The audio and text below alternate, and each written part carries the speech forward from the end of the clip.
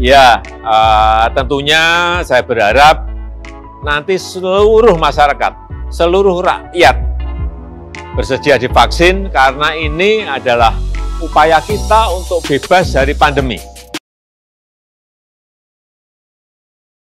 Halo, selamat siang Teknofriend. Apa kabarnya? Semoga selalu sehat ya. Bertemu kembali bersama saya, Asri Sulfianti, dalam talk show seputar isu inovasi dan teknologi terkini. Apakah vaksin aman?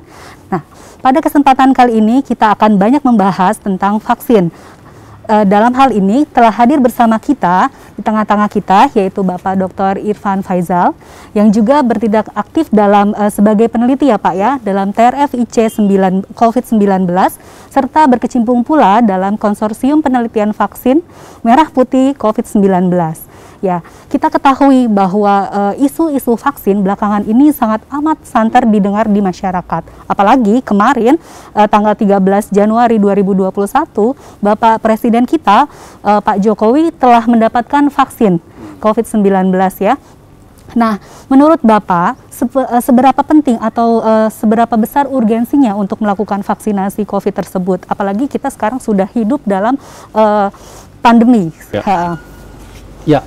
Jadi di dalam hal vaksinasi, ya, mungkin ini adalah bagian dari yang memang sudah banyak dilakukan di seluruh dunia, tidak hanya di masyarakat Indonesia ataupun pemerintah Indonesia melakukan berbagai macam kegiatan. Biasanya disebut dengan 3T, ya.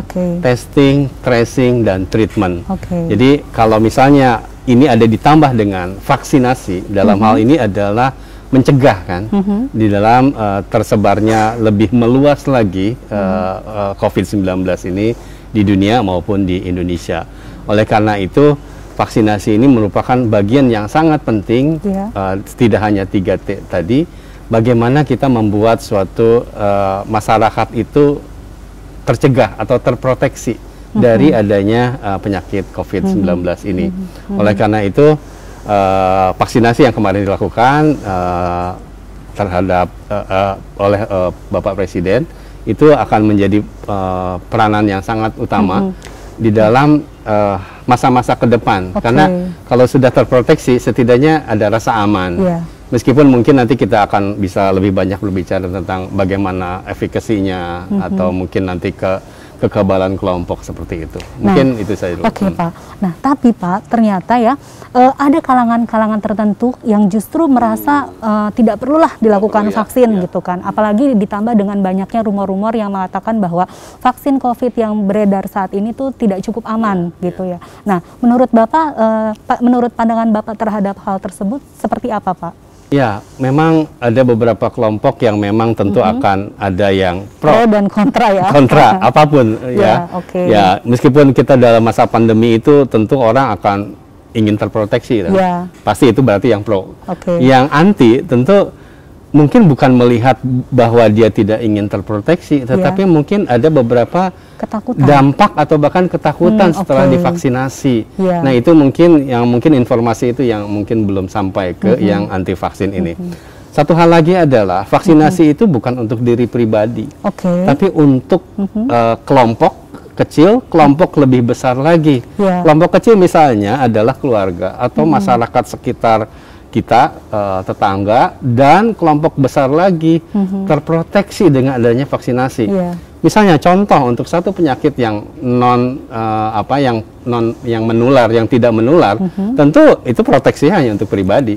Contoh penyakit degeneratif, misalnya diabetes, itu hanya untuk pribadi, tidak perlu istilahnya tidak ada perlu vaksinasi yang memang tidak akan menular ke orang lain. Tapi ini adalah masa pandemi yang semua orang paham, COVID-19 itu sangat menular. Bahkan kalau misalnya kemarin ada berita di Inggris bagian tenggara ada mutasi virus COVID yang baru, bahwa di situ sangat cepat, lebih cepat dari yang sebelumnya, itu akan menjadi sesuatu yang menjadi berbahaya. Jadi karena untuk kelompok inilah yang mungkin kita perlu memahami bahwa ini adalah untuk kebersamaan, untuk terproteksi secara bersama gitu, tidak untuk pribadi.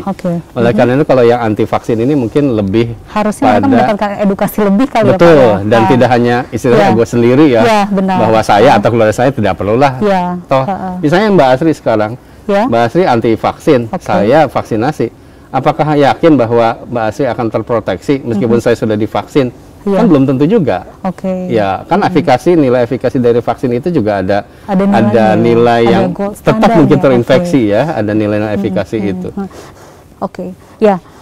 Apakah, nah hal yang menarik mungkin ya Pak ya, apakah ketakutan itu didasarkan bahwa ternyata nilai efikasi yang diketahui dari vaksin yang sudah dilakukan uji klinis kita itu memiliki nilai efikasi yang bisa dikatakanlah sebesar 65% gitu. Nah kalau menurut Bapak, apakah dengan persentase nilai yang seperti itu cukup proteksi untuk melindungi masyarakat atau bagaimana nih? Jadi mungkin saya jelaskan dulu apa itu nilai efikasi. Jadi nilai efikasi adalah tolak ukur atau parameter yang bisa memberikan kekebalan atau imunitas. Berapa persen? Misalnya begini, saya akan mengambil data dari yang uji kliniknya Sinovac di Bandung. Ya. Ini kenapa saya menyebut Sinovac, karena memang ini yang dilakukan di Indonesia, yang sudah ada di Indonesia.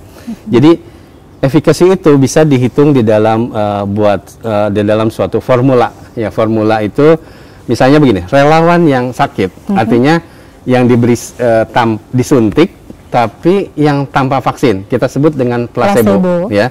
Nah, jumlah relawan yang sakit yang placebo dikurangi relawan yang sakit yang diberikan vaksin. Kan tadi saya bilang yang diberikan vaksin juga bisa aja kan kena lagi kan, terinfeksi.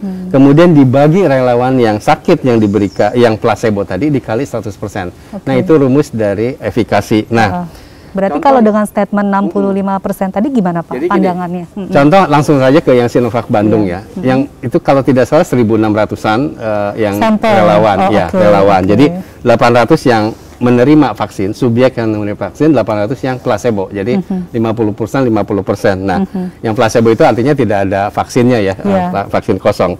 Jadi dari perhitungan yang 65,3 itu kita bisa melihat bahwa jika dari kelompok yang divaksin ada 26 orang yang terinfeksi, artinya 3,25%, sedangkan yang kelompok yang placebo ada 75 orang dari yang kena, artinya 9,4%, maka efikasinya adalah tadi 9,4 dikurangi 3,25% dibagi 9,4%, itu akan sama dengan 65,3% itunya efikasinya.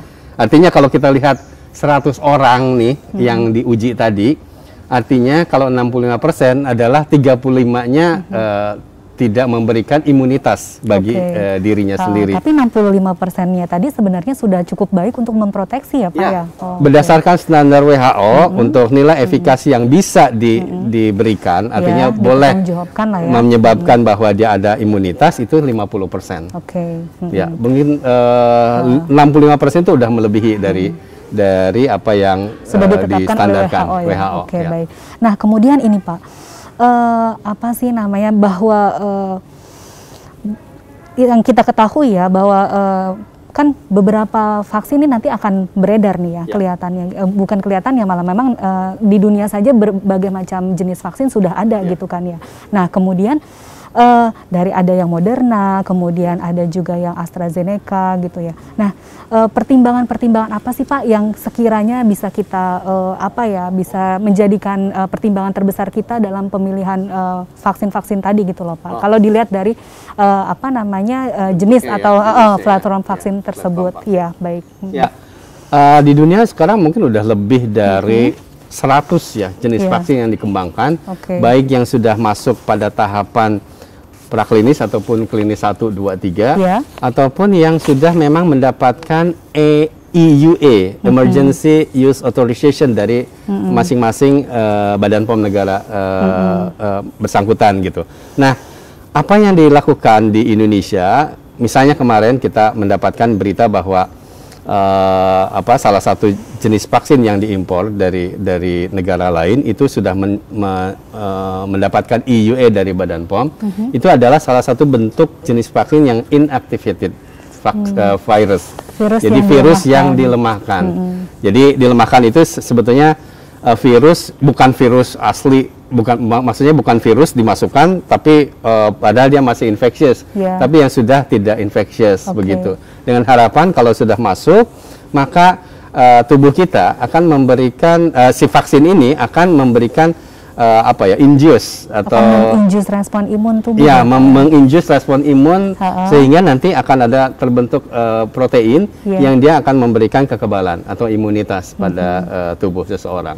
Nah, sama halnya dengan mungkin bentuk vaksin yang lain, misalnya mRNA yang saya paham sih bahwa beberapa bentuk dari industri yang itu Pfizer Pfizer kemudian AstraZeneca itu adalah dalam bentuk mRNA, sama sebetulnya membentuk suatu respon imunitas yang dihasilkan oleh protein karena ada istilahnya ya kode genetik yang mRNA itu kemudian menjadi protein sehingga nanti dia akan memberikan imunitas juga dalam bentuk antibodi yang terbentuk. Nah, beberapa bentuk atau platform dari vaksin-vaksin ini sebetulnya sangat sederhana. Kalau virus masuk ke dalam tubuh kita, sebetulnya tubuh kita itu sudah mempunyai imunitas alami. Dia akan merespon karena ada kayak dalam tanda kutip mungkin serangan serangan lawan, kemudian kita tentara. Nah, tentara di dalam tubuh kita ini yang akan menyerang kan. Tetapi vaksin ini adalah yang istilahnya atau memberikan senjata dan sebagainya dari tentara kita gitu loh. Setelah divaksin, sehingga tidak hanya kita udah mengenal yang sebelumnya nyerang, tapi kita juga akan memberikan perlawanan yang lebih kuat, yaitulah antibodi yang dihasilkan lewat vaksinasi. Jadi betapa penting sebenarnya vaksin itu dilakukan ya Pak ya. Betul. Oke. Nah, kemudian seperti kita ketahui bahwa Indonesia sendiri sebenarnya juga telah mengembangkan vaksin ya Pak, yang melalui Bapak kan juga aktif terlibat dalam konsorsium riset vaksin merah putih gitu ya. Nah, kalau untuk riset vaksin merah putih sendiri jenis platform apa Pak yang dikembangkan? Sebetulnya ada 7 institusi dan universitas yang terlibat di dalam konsorsium riset vaksin merah putih ini yang dikoordinasi oleh Menristek BRIN. Jadi ada Eijkman, Lembaga Biologi Molekuler Eijkman, ada Universitas Airlangga, ada UI, ada ITB, ada LIPI, ada BPPT, dan UGM. Masing-masing institusi atau universitas itu membawa platform atau bentuk atau yang tadi saya jelaskan ya jenis-jenis vaksin itu. Dari 7 ini ada 3 bentuk atau 3 platform yang ada yang sama, ada yang memang hanya satu lembaga yang memang bentuknya seperti itu.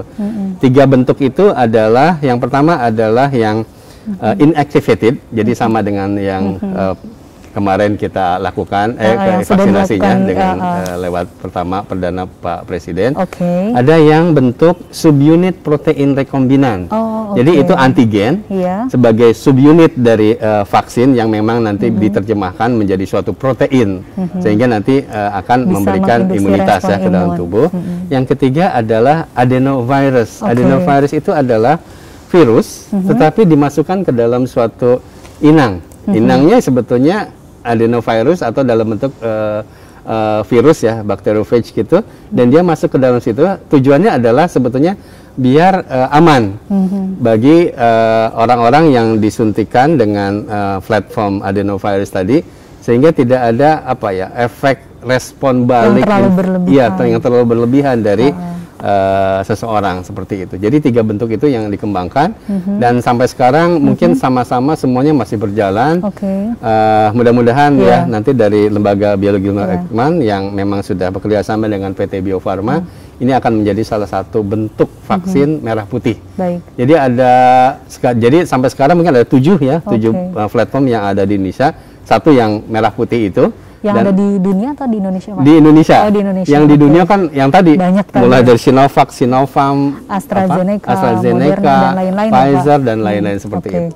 Baik, terima kasih Pak Irfan atas waktunya. Saya dan Teknopren lebih mengerti ya. Mudah-mudahan tercerahkan nih dari diskusi kita pada hari ini. Nah, sebenarnya ada beberapa hal yang perlu kita ketahui ya, Teknofriend, bahwa ternyata vaksin tersebut penting. Nah, pentingnya itu ternyata bukan hanya melindungi bagi diri kita sendiri, tapi juga melindungi orang-orang di luar kita gitu. Jadi melindungi banyak orang gitu kan ya.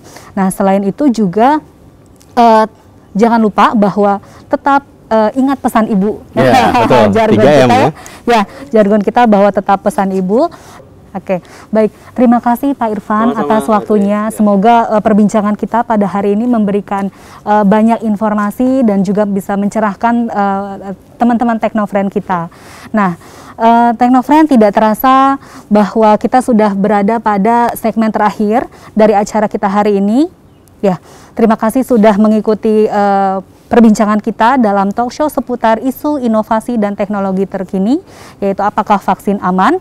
Nah, bagi teman-teman Teknofriend yang mau memberikan saran dan juga kritik, bisa melayangkan pada email kami di humas@bppt.go.id atau bisa juga menghubungi lini sosial kami, bisa melalui Instagram, Facebook, ataupun mention di Twitter kami yaitu @bpptri. Nah, jangan lupa ya di-follow. Baik, terima kasih atas waktunya. Saya Asri Sulfianti. Salam sehat selalu. Terima kasih Pak. Salam sehat selalu.